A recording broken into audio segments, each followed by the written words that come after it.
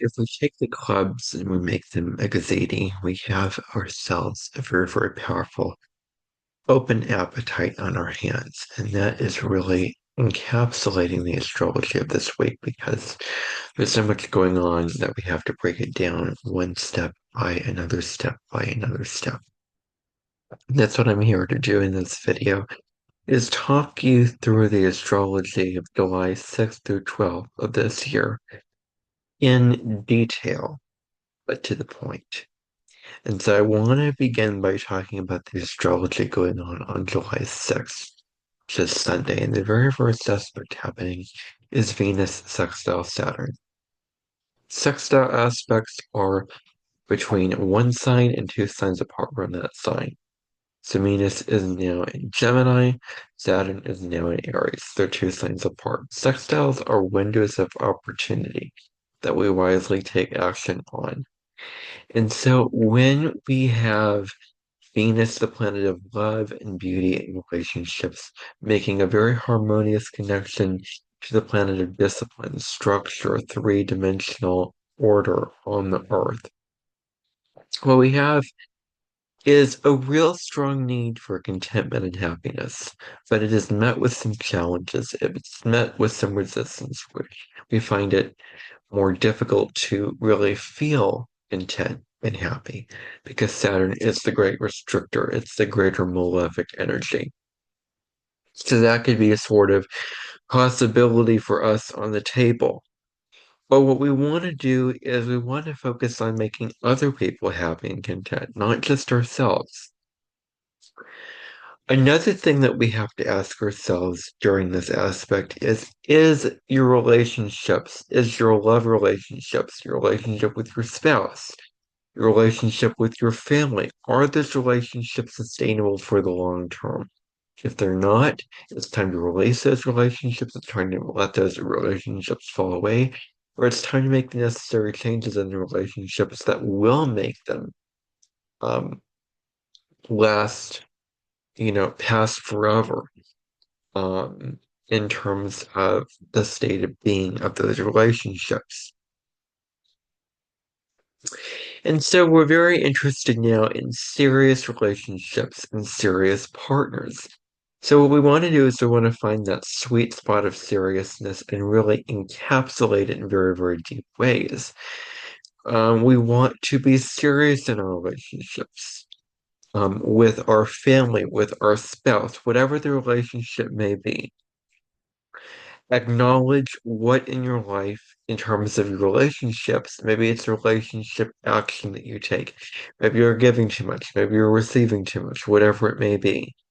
Acknowledge what is not working in your relationships and let that fall away from your life. And don't be afraid to talk out and have those deep, honest, but necessary conversations um, about what is not working in the relationship and make mixed steps. Change it, innovate it, do it differently. Now, anything related to finances, the details, the organization of finances, whatever that may be for finances, talking about it, these issues need to be addressed. So whatever area needs fixing in terms of your finances are concerned, this is the area where it has to be fixed. Karmic relationships may come about for you at this time. That may be one possibility where you're meeting people that you have a karmic bond with. Maybe you knew each other in a past lifetime and you're very drawn to it. Say, your North Node is in the sign of Taurus and South Node in Scorpio, and you meet somebody with North Node in Scorpio, South Node in Taurus, whose nodes are at around or about or the same degrees of your natal South and North Node. I can speak on this because my natal North Node is in Taurus. My grandma's natal North Node is in Scorpio. And her nodes are at 9 degrees, and my nodes are at 11 degrees. So it kind of feels like a very familiar connection. Like I've known you for a very long time, not just for this lifetime. So that's sort of how it can feel when you're, in with people, I want to say, that, um, the relationship is highly karmic. So what are the relationships that your soul, when you were going to enter Earth, when you were standing in line at the pearly gates about to enter Earth, your soul signed a contract saying, I am going to know this person, I'm going to be in this situation, I'm going to experience this. And so you're in with these people that are karmically meant for you to be in relationship with. So people, this is about being with people that are much older than you, much wiser than you. And are you open? Are you receptive to that guidance? Um, and what is really called for if you are meant to allow them to mentor for you? How can you become more teachable? How can you become more coachable? And more open to their criticism and their support.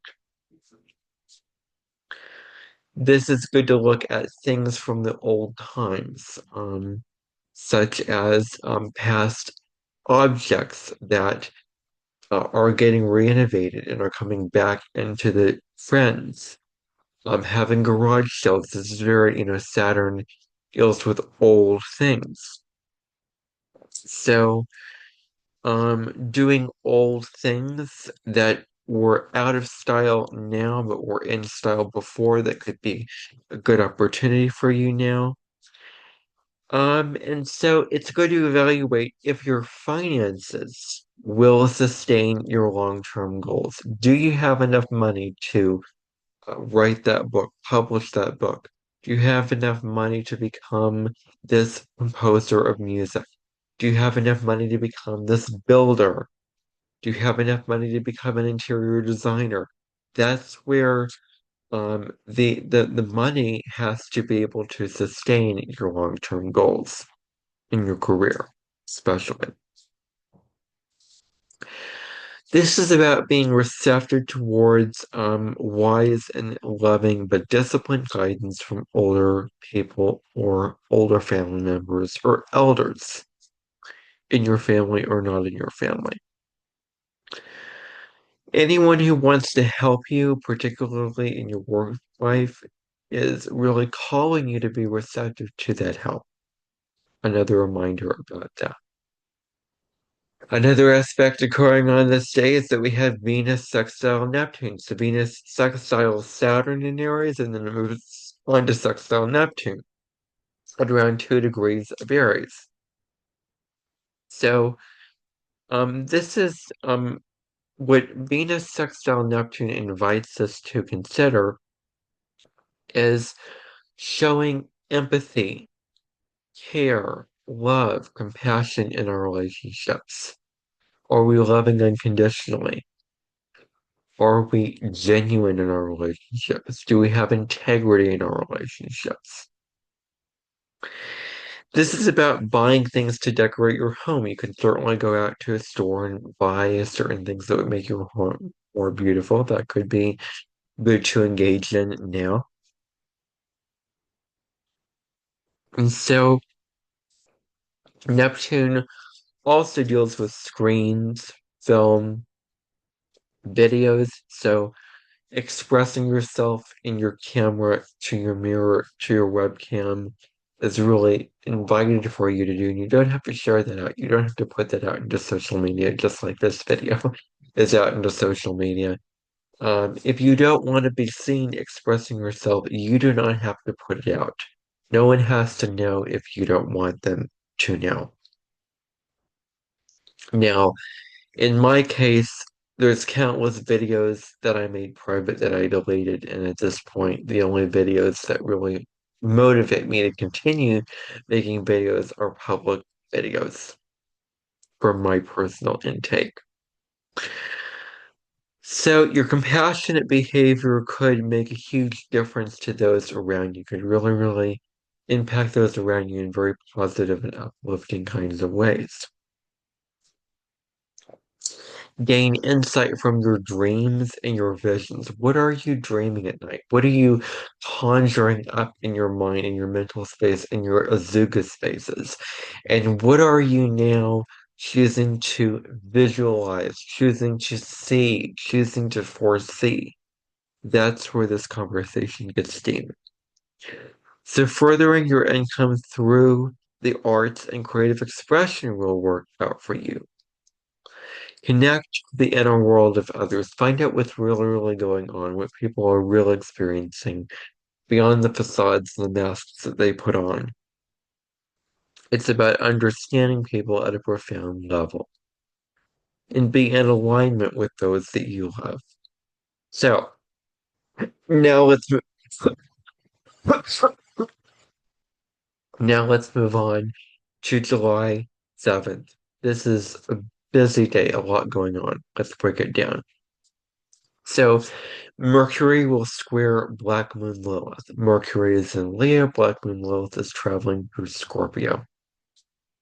So when these two energies come to a square, and we have to remember that squares make the energy so tense that we have to make a change, that we cannot continue on the path that we're currently going on. We need to forge a new path. And so with Mercury square Lilith, this is about overcoming personal challenges, overcoming all kinds of obstacles with these kinds of things in our huge and big referendum. A zoogadoo is zoogadoo. That's where we're at. And bro and bro. So with Mercury square Lilith, we are talking about overcoming the limitations that we place upon ourselves, moving past limitations. This is about overcoming hesitations to self-expression. Any self-limiting belief that you can't express yourself, that you can't take up as much space as you need to and as you want to, have to be released. Any of these beliefs have to be released at this time. So take up more space, not less, and fully allow yourself to express yourself uninhibitedly. This represents a stirring up of deep-seated thoughts and emotions. So these really, really big things are getting pulled up to the surface. Your conscious thoughts may clash with your hidden fears and desires. That's one plus. And then tense communication. Your communication could be um, just really, really hard to sort of comprehend and express yourself in this regard. There may be tension in your relationships. There may be misinterpretations which create insecurities, which could rise up. We may misinterpret what somebody is saying. Other people may just misinterpret what you're saying and what you choose to do and what you plan to do. And so you get miscommunications. There's a really, really huge importance here to be raw and to be absolutely honest, to really, really get down to the truth of what's going on. Even though that truth is uncomfortable, even if it's hard, even if it's challenging, we have to go below the surface, dig and excavate, and find that truth, own that truth. Creativity can also thrive under this influence, which can break the boundaries to expand into something new. Now, the next aspect going on is that Venus will trine Pluto. So Venus is in Gemini now. Pluto is in Aquarius at around 3 degrees of Gemini and Aquarius. These two will trine. So trines are aspects of ease, of luck, of great harmony. So we sort of take them for granted in a way. So Venus trine Pluto, there is an intense obsession on relationships and things that bring you satisfaction. You're obsessed with the people that you're in a relationship with. You're obsessed with what brings you fulfillment and makes you feel good. This is good for sexual type of relationships, sexual attractiveness, and a karmic pull towards someone. There may be intense and obsessive fascinations in things not only limited to relationships, but also we're expanding just beyond that. And we're looking at obsessive and fascinated mindsets for other things in your life as well. This is a good time to spend money on the things that would make your life more enjoyable, easier, more convenient, not only for yourself, but for others also. The question to ask yourself here is, are you devoted to the people you are in relationship with? Are you committed to them? Are you loyal to them? Do you really, value them in really, really profound ways? And how can you show your devotion? How can you show that you're loyal to them, that you really love them? You are not afraid to aim in the direction that you desire to go. This is about being courageous and fearless to shoot that arrow in the direction that you want to retrieve it in, to shoot that arrow in the direction that you desire to go, that your soul desires to go. There is an intense drive and passion with this energy. Now, the really, really big aspect or the big transit that's going on today, the really, really big move is that Uranus in Taurus changes signs and moves into Gemini. Uranus will be in Gemini from July 7th to November 7th of this year, and then it will retrograde back into Taurus, and it will move back into, it will station direct on December 10th, I believe, and then it will move back into um, Gemini on April 25th of next year. It will stay in Gemini until August 3rd, 2032, and it will move um, and it will go back into Cancer, and then it will finally leave Gemini on May 22nd, 2033. So this is what we're dealing with, a 7-year long transit of Uranus and Gemini. So Uranus is the wild card in astrology. Uranus is all about anything can happen and probably will. It's unpredictable energy. The last time Uranus was in Gemini was from 1941 to 1949. So Uranus is about shaking up structures. With Uranus and Taurus, it was shaking up the food supply, shaking up currency, shaking up agriculture. But Uranus is considered in its fall in the sign of Taurus. And so the changes that Uranus makes is not so intense because Taurus wants stability, the same old, not wanting change. Uranus is the great disruptor, but Uranus is moving into a mutable, open air sign of Gemini, which wants to change things up, which wants to spice things up, is open to newness, needs variety, needs stimulation. And so Gemini and Uranus are a natural match. And what will be interesting is when Mercury will be in Aquarius, trining Uranus in Gemini. Mercury in Aquarius is exalted because Aquarius is the higher octave of Uranus is the higher octave of Mercury, which Uranus rules Aquarius, and Gemini is ruled by Mercury, and Mercury is the lower mind. So you can see how these two air signs can really, really bond really well when they come into this kind of trine. And we will have Gemini and Aquarius trines, especially between 2026 to 2028, when Uranus and Gemini trines Pluto and Aquarius.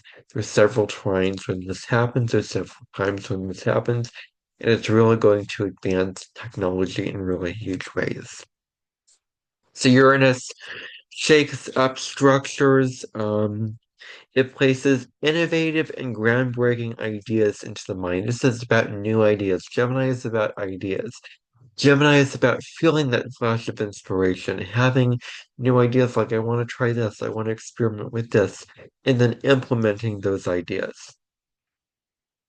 There may be shifts and revolutionizations of communications because Uranus brings revolution and Gemini is communication. So the way that we communicate, the way that we interact could get a major advancement, a major upgrade. Um, so this is about Uranus revolutionizing the way that we think, engage, and connect with the world around us. Gemini is also about duality. It's also about the choice point. There's this option, but there's also this option. It's both and, not either or. Uranus is here to shake up the way that the world works, especially in the sign of Gemini.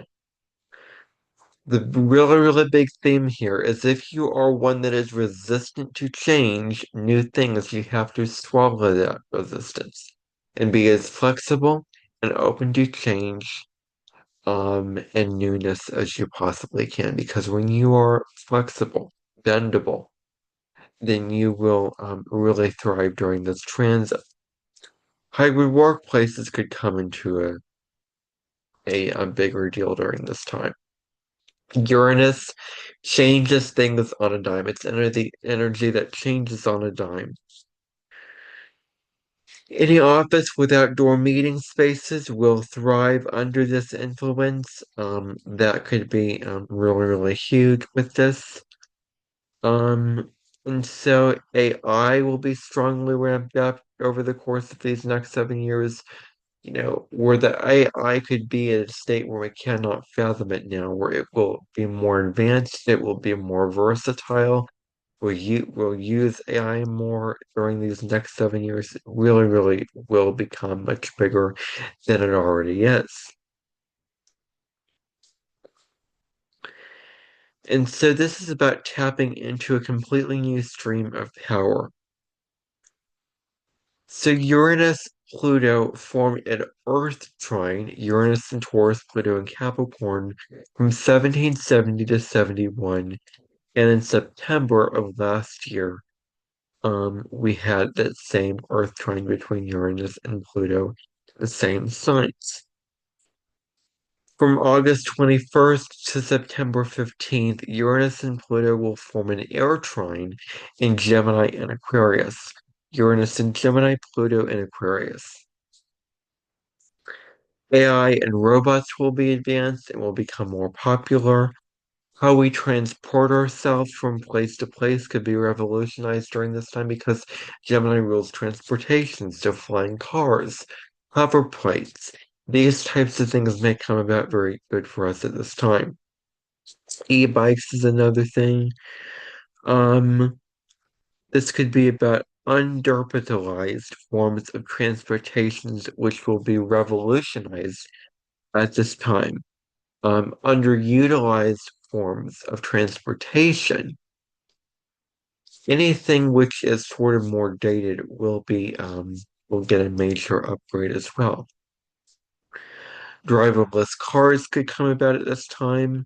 There could be the advancement of electric vehicles, new modes of transportation around electric and hydrogen powered vehicles. These types of things could come about for us. Advancements in battery technology is another thing. Smartphone upgrades, smartphones becoming more advanced, tuning into higher intelligent companions. Um, the last time Uranus was in Gemini, TVs made their entrance into the common home. Last time that this transit happened, not just in labs. And the first computer was invented. So now we're ready for the next level of advancements. Work and social life are the areas of the phones in your pocket. So what this means is that you use your phones for a variety of different uses, and your phones can get a major upgrade if you're using them for your work or social life. This trend that could also accelerate the accessibility of genetic engineering and personalized medicine. Genetic editing can come about now. There could be the advancement of fashion and tech, so technology will get more advanced. Maybe there will be, in terms of fashion, there will be more adaptable fabrics to temperature. Certain fabrics that will really mesh well with the temperatures going on outside and the environmental conditions going on. Um, so there may be a radical shift in local government. Governments will be racing to keep up with all this rapid change, all these rapid advancements that could be coming up for us now. Past transits of Uranus and Gemini resulted with intense and regional wars. So this could be another possibility. I believe that Uranus was in Gemini during the American Revolution and also the Civil War in America. So this could bring about cutting edge technology. This could be very, very huge with the technology becoming more advanced. When Uranus is retrograde, it is time to reflect on the changes that we wish to make in our lives. Because Uranus will go retrograde, and we're being invited to reflect on what alterations that we want to make. There will be changes in neighborhoods, advancements in neighborhoods, because Gemini also rules neighborhoods. This year, Uranus will be retrograde from September 6th, 2025 through February 3rd, 2026. There may be reforms in education also. This may revolutionize the way we communicate with one another. That's the big possibility with this. There may be innovations in travel, updated mass public transportation. There may be transportation and technology being advanced during this time, as well as writing being advanced, and forms of writing, ways of writing. Gemini is known for being inventive, curious, and quick thinking, and these qualities could certainly come about for us now. This is about a period of unexpected changes and radical high. Okay. So be open to learn new things. That's one of your invitations. Be receptive to learn new things. Be open to learn new things, either from videos or books or people or conversations. Whatever the form is, whatever the medium is, be open and free your mind. Engage actively with your curiosity. Be curious, be open in terms of your curiosity. Look before you leap. This is very, very important not to make decisions out of impulse, but to look to see if there's no cars going in either directions. Look before you jump off that cliff. But don't do what everyone else is doing. This is about non-conformity. Being that figure that darts off from the other figures. Doing something that is against what everybody else is doing and moving on your own path. Okay. Now, July 10th is the full moon in Capricorn. So this full moon occurs at 18 degrees of Capricorn and Cancer. So you want to look in your natal chart to where you have 18 degrees of Cancer, 18 degrees of Capricorn, because these two houses will be receiving an opposition for you at this time. So full moons are times of fertilization, culmination. Emotions may reach their climax and may get released during a full moon. Home and family life and nurturance, emotional foundations, and so the subjects that deal with Cancer are home and family life, nurturance, and emotional foundations. Capricorn represents the public life, your career, your reputation out. Cancer is all about your emotional attachments and your love. Capricorn is about achievements and consequences of your actions. The ramifications of your actions, the results of your actions, and that can be both positive and negative. There's this conflict here between unconditional love versus conditional love. We may value our home base and roots. This needs to be taken into account, but we need to also balance it with our duties and responsibilities out in public. Capricorn is about being mature, grown up, and responsible. We need to balance our commitment to our career and families. These two things have to come into balance. Capricorn represents logic, order, and structure, being rational, being pragmatic, leading with your rational mind. Capricorn is the symbol of Capricorn is the mountain goat or the sea goat, half fish, half goat. Capricorn is very, very wise beyond its years, and its word grows younger as it grows older. It comes in with a lot of wisdom because it's one of the last signs of the zodiac. Balance your logic with your emotions at this time. Work with your emotions and your practical mind. Take responsibility for your own lives. Be accountable for your own lives. Don't hide from the truth. Face the truth head on. Be willing to face the difficult truth and get real. Face the facts. Honor your true emotions and lead from a place of responsibility. Take the lead and have ownership, have sovereign ownership of your life. Accept all that is going on around you. Allow it to be fully what it is.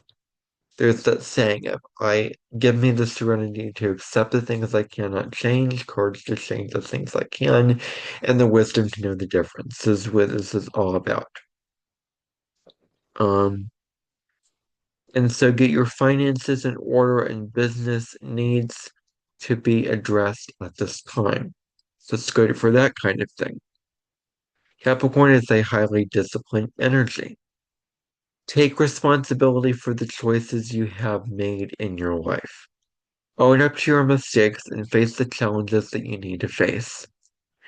And release what does not serve you in your life, whatever feels heavy, whatever feels like a weight on your shoulders that's weighing you down. Now's the time to emotionally release this.